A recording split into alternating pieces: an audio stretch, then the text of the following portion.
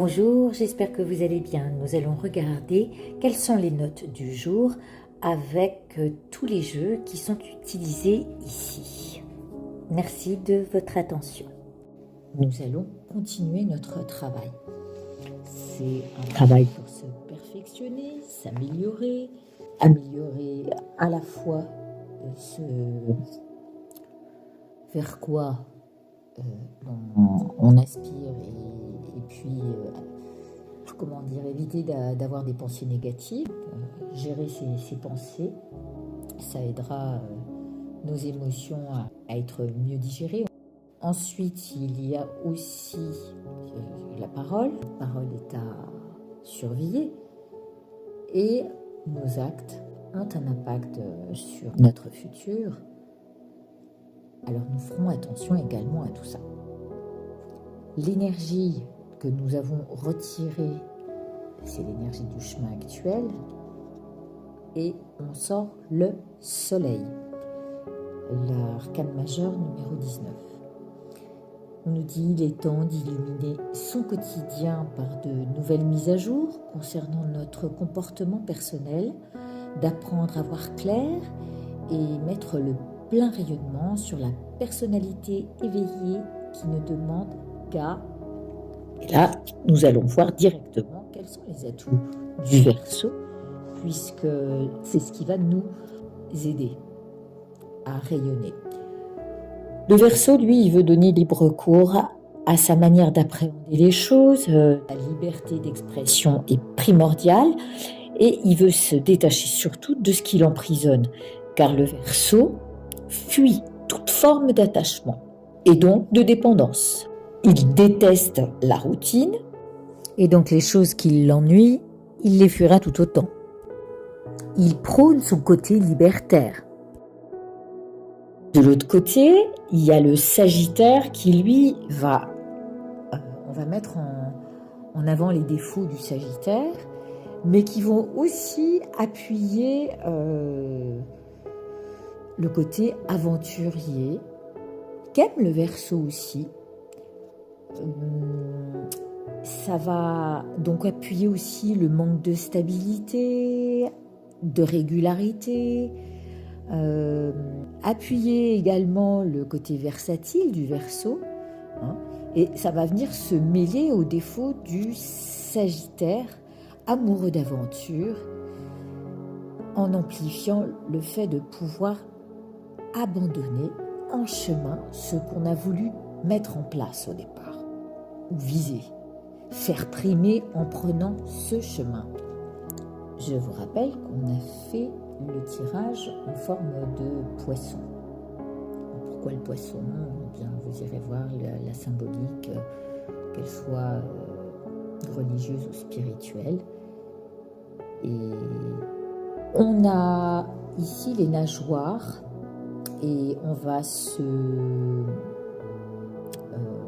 positionner sur les nageoires du haut.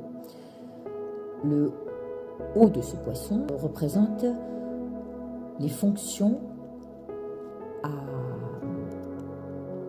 à employer, enfin ce qu'on aura à faire. Alors avec le nœud nord, on va se fixer des objectifs, c'est ce qui va naître déjà dans notre tête. On va prendre la direction de ce que l'on souhaite voir se réaliser, ce que l'on veut mettre en place. On va vraiment cultiver ce qui est inné, parce qu'il y a aussi la présence de la lune dans les nageoires de ce poisson. Et donc, on va cultiver son côté féminin ou yin. On va prendre soin de son foyer, de son refuge, de ses émotions. On va les écouter. Et puis aussi, on va être plus apte à comprendre ses sentiments, être plus à l'écoute de notre intuition, et de ce fait, on va aller vers la beauté de ce que l'on veut voir se réaliser.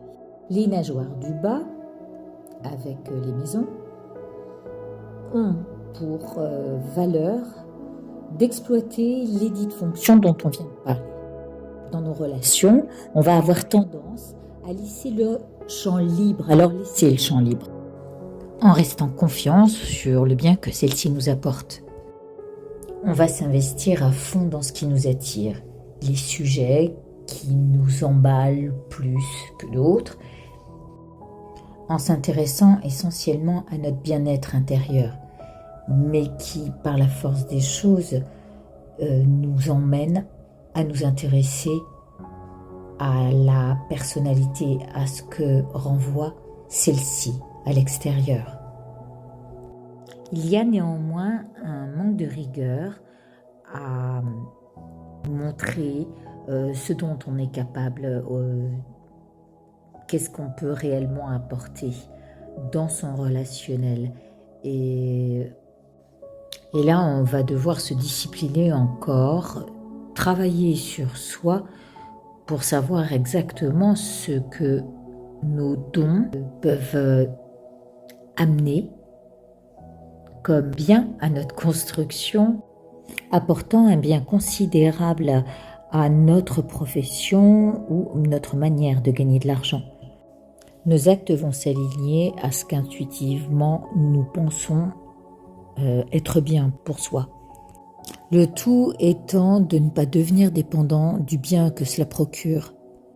Et en fait, c'est parce que l'on doute de soi que l'on distingue mal de quoi l'on est réellement dépendant. Le mieux est de savoir se distancer des mauvaises influences. On est amené en fait à se détacher de la matière pour un rayonnement plus large et qui va au-delà d'un soi physique.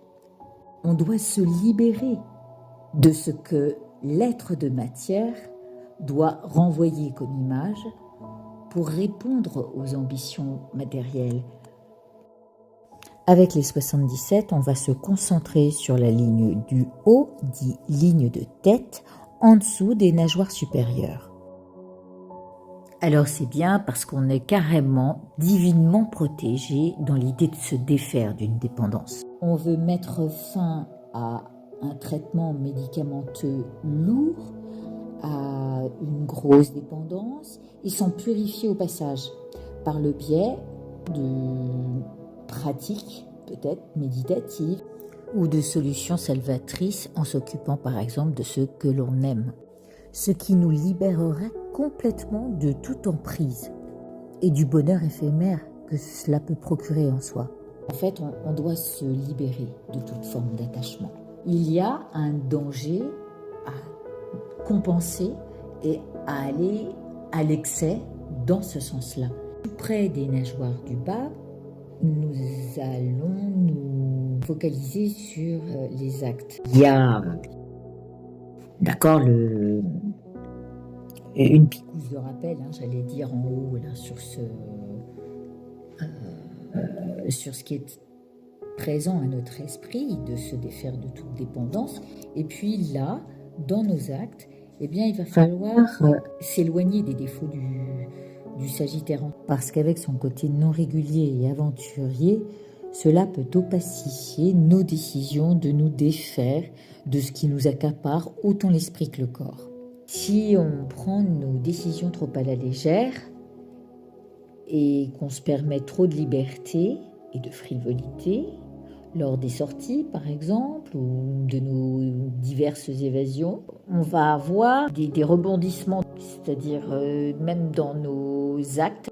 Alors, ces envies de nous laisser aller vont avoir un impact dans nos vies, à nous replonger la tête dans les valeurs qu'on avait mises en place au départ. C'est évident. Donc l'idée, c'est quand même de rester aligné à ces premières décisions jusqu'à en faire le point. Vous regardez ce point d'interrogation sur ce qui tient le pied du verre ou ne tient pas dans le temps.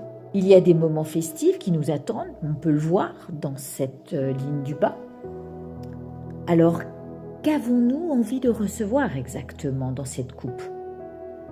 Là, il va falloir bien distinguer ce qui viendra la remplir et ce que nous allons avoir à trinquer ou à déguster de nos permissions festives. C'est avec la ligne du milieu qu'on va émettre la musique verbale.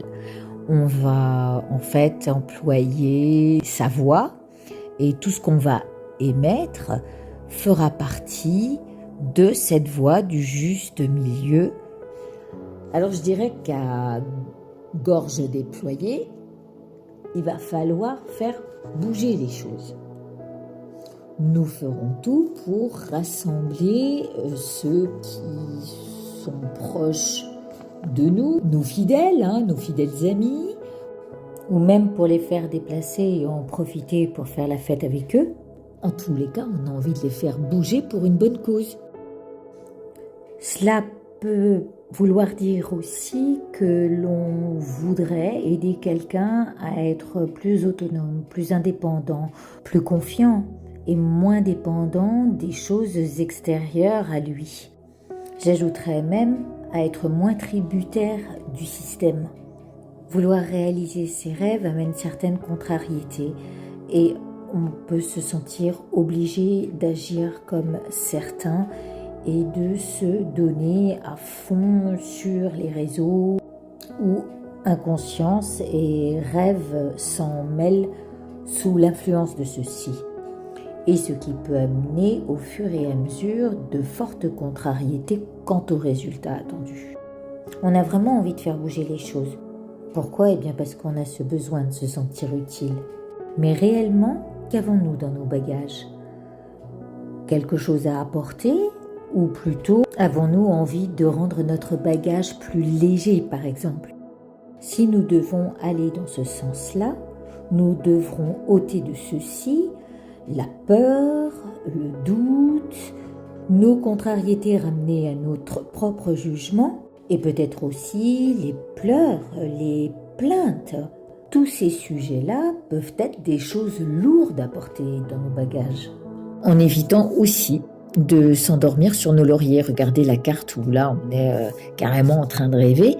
Eh bien là, il va falloir mettre le holà sur les bémols que sont peut-être la fainéantise, peut-être les mauvaises habitudes, les mauvaises influences à rester allongé devant un écran ou à céder à notre art du vice, et ça je vous laisse voir quel est le vôtre, à nos intérêts douteux. Oui, je le répète, il va falloir faire attention à tout ce qui nous accapare sournoisement, nous laissant prendre aux moments de détente répétés, trop fréquents, et qui nous empêchent de bien distinguer où sont nos véritables intérêts. Or moi je dirais, ce qui est à primer dans nos bagages est d'abord la rigueur, et c'est ce qui nous manque, c'est ce qu'on a vu. Qu'on soit un peu aventurier, d'accord, mais autant se discipliner aussi et s'encourager à maintenir un bon cap, car souvent le plus difficile est de tenir sur la distance. Je vous dis à présent à la prochaine fois. Je vous embrasse et prenez soin de vous d'ici là. Au revoir.